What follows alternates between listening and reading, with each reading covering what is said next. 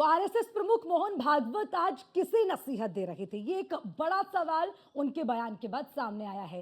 हालांकि इसमें कई तरह की चीजें हैं, क्योंकि देखिए सबसे बड़ी बात ये है कि जब हिंदू मुसलमानों की बात होती है या हम मस्जिद की बात करें, मंदिर की बात करें, उसको लेकर जो बवाल देखने को मिला, उसके बाद से हिंदुओं के जो बड़े नेता बन रहे हैं और उन्होंने इस बात पर साफ शब्दों में कहा है मोहन भागवत ने कि ये एक दिखावटी खेल है। फिर उन्होंने कहा कि इससे बचने की जरूरत है। फिर उन्होंने कहा कि आखिर इसकी इजाजत कौन दे रहा है और क्यों इसकी इजाजत दी जाए। लेकिन आज इस तरह के उनके वक्तव्य का संदर्भ क्या है, आज यही समझने की कोशिश करेंगे। इसी पर चर्चा करने के लिए खास पैनल हमारे साथ जुड़ गए, परिचय आपसे करवाते हैं। अश्वनी शाही बीजेपी के नेता हमारे साथ जुड़ गए हैं, बहुत बहुत स्वागत है आपका।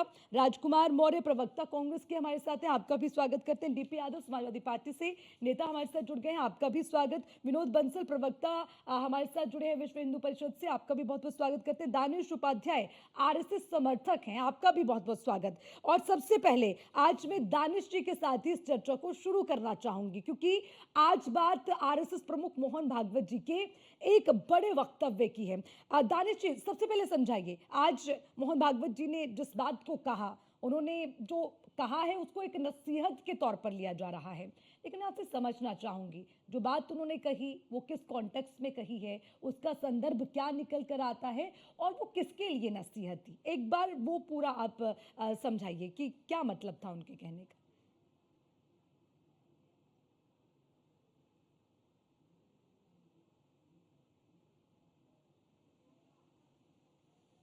हेलो। जी। हेलो।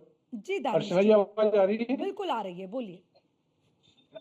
आज परम पूज्य मोहन भागवत जी का जो बयान आया है जी।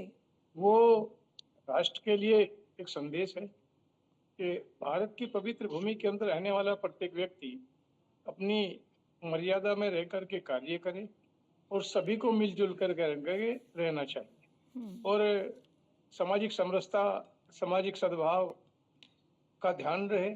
लेकिन सभी को इस बात के ऊपर चिंतन करना चाहिए।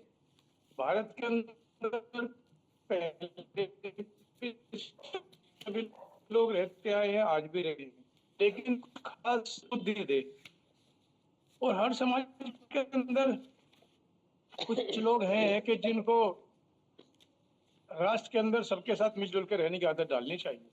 जी। लेकिन ये बात सिर्फ सनातन के लोगों या हिंदुओं पे लागू नहीं होती, जो सभी लोग हैं उनके ऊपर भी लागू होती है।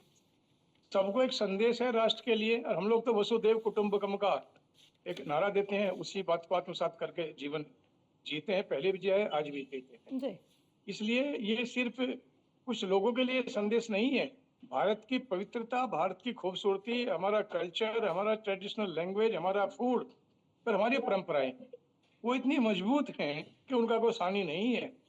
और भारत की जो फाउंडेशन है उसके ऊपर पूरी दुनिया निगाह लगाई बैठी है।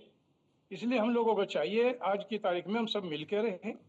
और इससे भी बड़ी मैं आपको बात कहता हूँ जी, भारत के अंदर आज जो अन्य धर्मों के लोग हैं, मुझे इस बात को कहने को गुरेज नहीं है, चाहे वो क्रिश्चियन हैं, सिख हैं या मुस्लिम मेरे भाई हैं या और भी हैं, अगर आप इतिहास को पूरी तरह से उठा करके पहला देखें तो कहीं ना कहीं ज्यादातर लोग कन्वर्टेड हैं।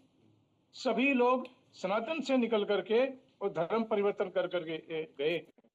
इसलिए जो भी हुआ उस दौरान वो उस समय का उनकी कोई मजबूरी रही होगी, लेकिन सबको परमपिता परमेश्वर शक्ति दे और अभिव्यक्ति की आजादी सबको है, लेकिन अमर्यादित अभिव्यक्ति की आजादी कई बार देश के लिए और समाज के लिए, राष्ट्र के लिए नुकसान का कारण बनती है।